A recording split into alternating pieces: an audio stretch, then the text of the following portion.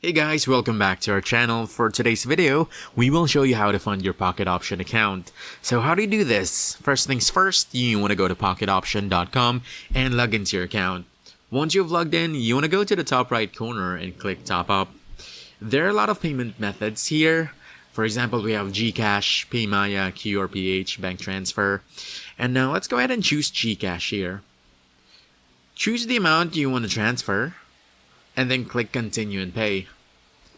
On the next page here, you just have to provide your payment details. You want to confirm the amount here, and also if you have a promo code, just click here and enter your promo code here.